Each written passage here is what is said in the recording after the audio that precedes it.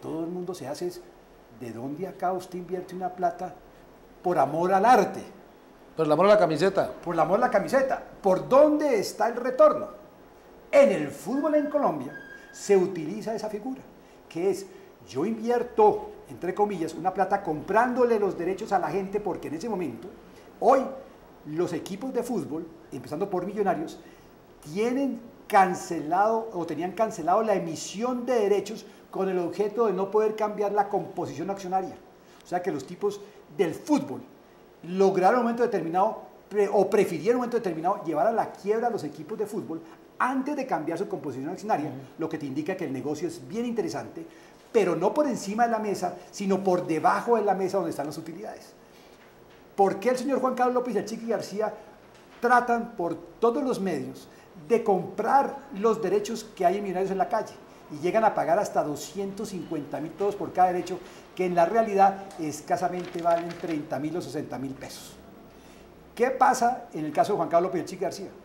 Ellos poco a poco comienzan y como su figura principal compran el señor Juan Carlos López como representante de estupefacientes. El primer acto que hace es comprarle a Jairo Hernández, ex socio de Rodríguez Gacha, los derechos que él tenía en Millonarios. Entonces dice, ¿y esto? ¿Cómo así? Y ahí comienza el control de Juan Carlos López. Y a medida que pasa el tiempo, él le compra a los notables, le compra a toda persona que pueda, le compra los derechos con el objeto de tener más del 20% de la corporación. Y trae a su hermano. Su hermano invierte 500 millones de pesos. El cardiólogo José Fernando López. Y trae a un señor dueño de una empresa de buses en Bogotá, quien al mismo tiempo era el que le patrocinaba los programas a Pache y a Chalo González en Bogotá. Y él también pierde otros 500 millones de pesos, invierte en derechos para que su grupo tuviera el control de Millonarios. Y a partir de ese momento que tiene el control, el señor le da por hacer varias figuras a ver cómo se apropia de Millonarios. Inventa la figura de crear una sociedad espejo, que era coger una sociedad anónima espejo, que era coger la corporación y pasar todos los activos a la nueva sociedad anónima, cosa que la DIAN la DIAN le dijo, usted no puede hacer porque estamos en ley 550 y usted no puede desproteger a los activos en la ley 550. Y luego el señor, por todos los medios, trata en la última asamblea, de la asamblea que hubo hace unos meses, para ratificar la venta a Azul y Blanco, trata el señor de intervenir bloqueando esa asamblea para que la DIMAYOR no nos entregara la ficha. ¿Y cómo lo hace? Y ahí descubrimos otra maravilla de Juan Carlos López y el Chiqui García. Imagine usted que hace unos años el señor Juan Carlos López se puso sueldo. Y un presidente de una corporación sin ánimo de lucro, pues va es por el nombre, pero él se pone sueldo, pero además de poner sueldo, pide por adelantado el dinero que le corresponde ese año. Pero además de eso que le corresponde ese año, el señor en el momento que va a la asamblea dice que va a poner sus acciones y vetar esa conversión de Millonarios. Nosotros nos paramos y le decimos que él tiene una deuda con Millonarios. Y resulta que la indelicadeza de Juan Carlos López consiste en que además de que se cogió y se puso sueldo, se cogió el sueldo por adelantado. Los últimos meses o 2 meses que tenía que estar trabajando no los trabajó, tenía que haberlos devuelto en el momento de retirarse de la presidencia de Millonarios. Pues no lo hizo y se quedó callado.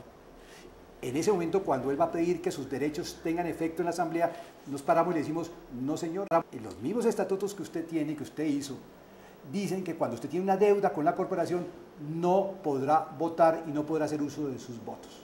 El señor insiste con un cheque, pero el revisor fiscal le dice que ese cheque no está en término, por lo tanto no puede votar. Y lo mismo hizo el Chiqui García. A través de sus representantes, él en uno de los partidos, como funcionaba siempre, sacó de la taquilla que le mandaran a su casa 20 millones de pesos para él. Y como parecía como una deuda en Millonarios, tampoco pudo utilizar sus derechos. ¿Y eso qué quiere decir? Que en esa última asamblea hace un año, los señores García, Chiqui y los demás señores que dicen ser propietarios de Millonarios perdieron cerca de 7.000 millones de pesos o más. Perdón, doctor Casas. Yo tengo aquí una copia de una nota del diario El Tiempo. Dice, aplazados posibles cambios en Millos, nos mamaron gallo, dice la Dirección Nacional de Estupefacientes. La mayoría, López Rendón García, citó nueva asamblea. Pero luego dice, que usted afirmó, ellos quieren 7.5 millones de dólares. Y dice, da nota, lo voy a leer textualmente. Según afirmó Germán Casas, accionista minoritario de Millonarios, Juan Carlos López, Santiago Rendón y Luis García esperan recibir 7.5 millones de dólares por el 47% de los derechos que tienen entre los tres. Eso significaría que ellos consideran que Millos podría costar unos 15.9 millones de dólares, si tener en cuenta el déficit actual calculado en 30.000 millones de pesos. López asumió la presidencia del club con un déficit de 100.000 millones de pesos. Susténteme esta parte que dice el tiempo. ¿Cómo es el cuento ahí? Él, en una entrevista con su amigo Pache Andrade, dice en la entrevista a la 1 de la tarde, nosotros estaríamos dispuestos a vender por ahí por 7.5, 100 y pico millones de dólares. Ellos habían tenido ofrecimientos de otras casas de bolsa, de unos intermediarios de bolsa en Bogotá, por unas platas menores, y ellos muy risueñamente le dijeron que no estaban ni locos, que fuera a vender Millonarios por 3 millones de dólares. Incluso una empresa mexicana estuvo... Estuvieron detrás de él varias propuestas, y finalmente la ambición rompió el saco, porque se quedaron sin el pan y sin el queso. Esos 7 millones de dólares que los tipos aspiraban a que les dieran por unos derechos, ojo, unos derechos a aportes de donaciones, que no generaban patrimonio, simplemente unos manejos políticos para sacar sus utilidades por debajo de la mesa. Nadie les ofreció finalmente esa plata, porque eso no son acciones, son aportes de donaciones. Y estos señores, en una forma fraudulenta, le decía a todo el mundo que me querían vender sus acciones. Y ahí no hay acciones, habían simplemente unos derechos. Eso que hubiera sido una estafa, lo que se estaba presentando. ¿No es una venta de mala fe? Es una estafa, porque yo no puedo vender públicamente unos derechos, aportes de donaciones que me generan únicamente unos derechos de voz y voto políticos a generarme patrimonio. Si alguien le hubiera comprado esos derechos, lo hubieran podido demandar por estafadores, porque ellos no hubieran sido propietarios de nada, sino de voz y voto. Y esa es la pregunta que yo te hacía al comienzo. ¿Cuál es la razón financiera de yo tener que invertir 3 o vender 7 millones de dólares en una institución sin ánimo de lucro donde no tengo un retorno? ¿Cuál es la razón? Pues la razón tiene que ser que las utilidades tienen que venir en una doble contabilidad y por debajo de la mesa. Y eso fue lo que hizo Chiqui Juan Carlos López. Muchas de sus actividades fueron, de sus utilidades que ellos llaman, o sus dividendos, fueron sacados debajo de la mesa.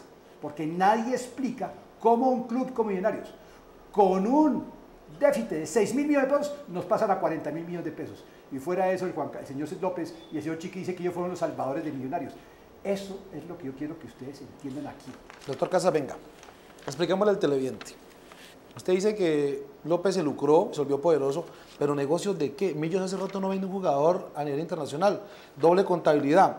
Ellos tenían unos aportes, pero ¿de dónde se lucraron? ¿De dónde creyeron ellos que sus aportes valían 7.5 millones de dólares? Eso es una pregunta interesante para que ustedes le hagan a Juan Carlos López.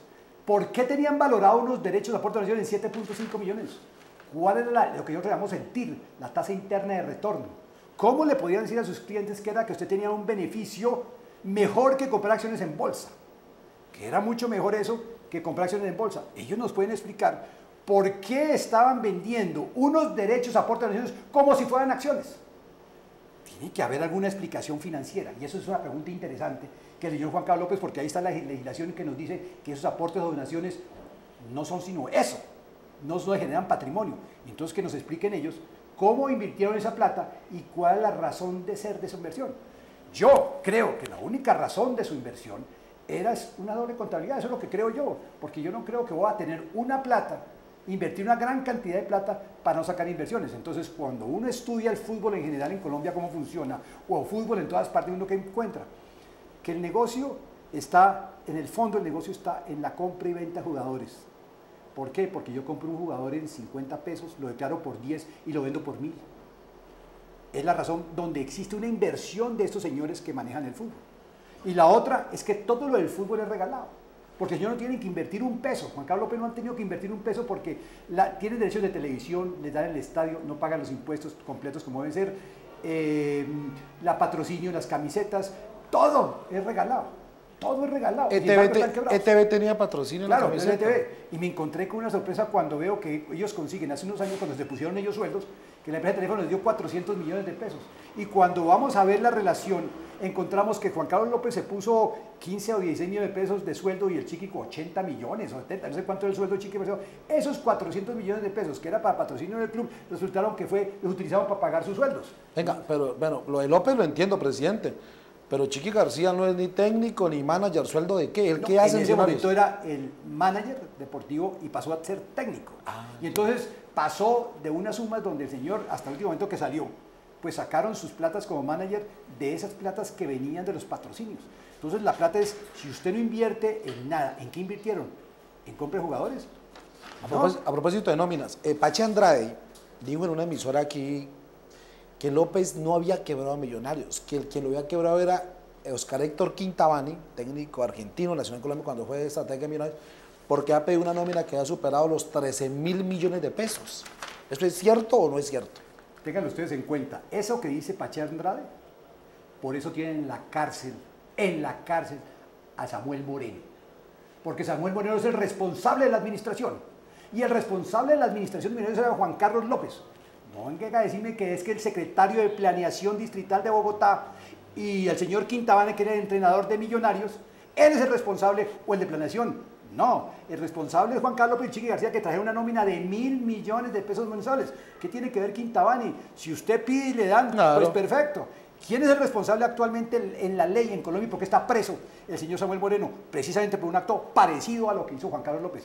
No nos vengan a decir que la culpa es de Quintabani. Otra pregunta. Usted ha dicho hoy que cometió tantas indelicadezas López como la siguiente, que su señora esposa manejaba el negocio de los sándwiches al interior del Campín, que su suegro desplazó al empleado en el lote Fontanar para la grama. ¿Qué hay de cierto en eso? ¿Cómo sustenta usted esa apreciación?